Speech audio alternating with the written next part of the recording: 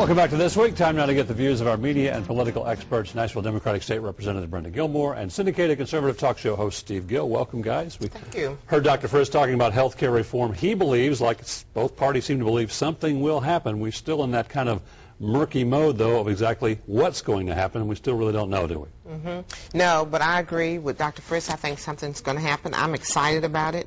All the plans is out there, and I think there's primarily about 3 or 4 plans that's out there now, won't give 100% coverage to all of the uninsured. But each of the plans, I think, will make a significant dent in insuring those uninsured.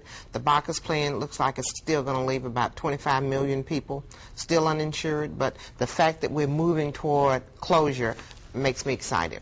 I'm not as excited as Brenda as you would expect. First of all, we're going to spend $1 trillion to, as she said, isn't going to fix the problem. And if this is such a good idea, I'd just ask Congress 3 questions. Why aren't they willing to put themselves under the same plan? Why aren't they willing to conduct the drafting and the negotiations of this bill in public?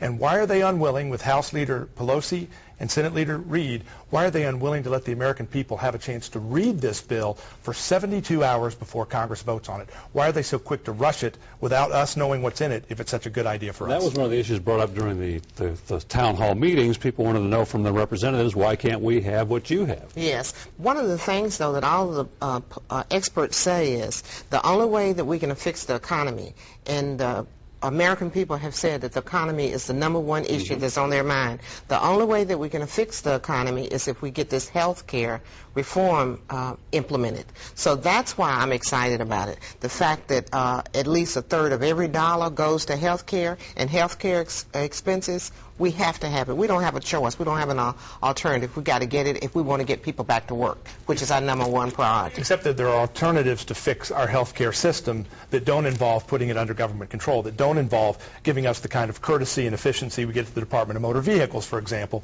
when we're going in to get CAT scans or get health care treatment.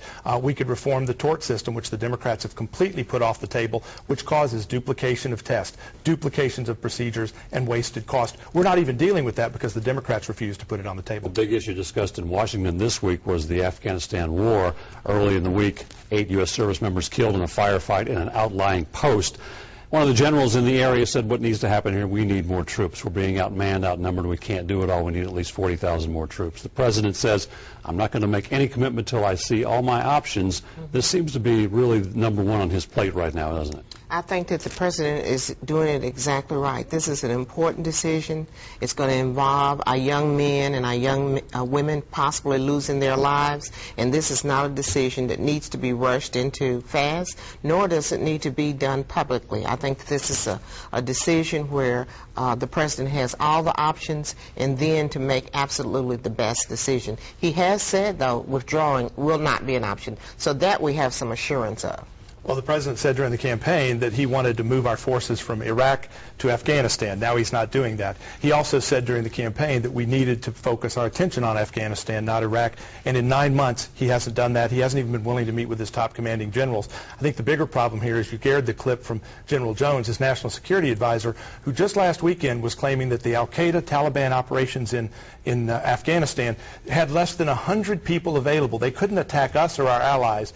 And literally the words weren't out of his mouth when 300 attacked a U.S. post and killed those 8 American soldiers. It's clear the national security advisor either doesn't know what he's talking about or isn't being honest with the American people, and I think it's time for a little bit of honesty. Does this decision get harder for the president, even though he has to make the tough call when public opinion polls are moving against this war more and more?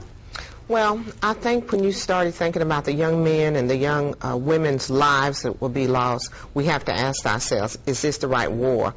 Perhaps we should have been there before we made the decision to go to Iraq. Now that we're there, though, I do think a decision has to be made. But in any event, wherever the president ends up, I do think it should be done in a slow, deliberate manner.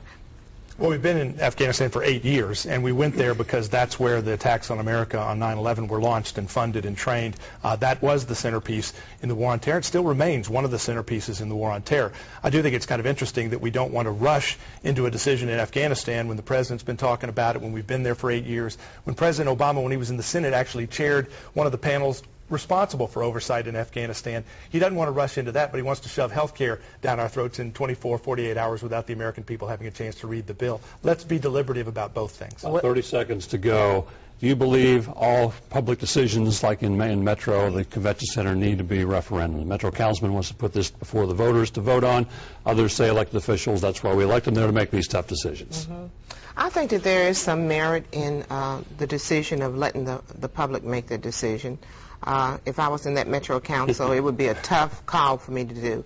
I really would like some more discussion. I think that now that we know that it's going to cost almost $1 billion, I think that we're moving too fast on it. We've got to make sure that the people don't get stuck with paying for that tab. Everything doesn't need to be a referendum, but when you're spending $1 billion, they ought to make sure the people are fully aware and involved.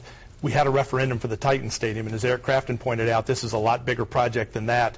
We ought to be involved in the process. Steve Gill, Brenda Gilmore, appreciate very much your insight. Stay with us. This Week continues in a moment.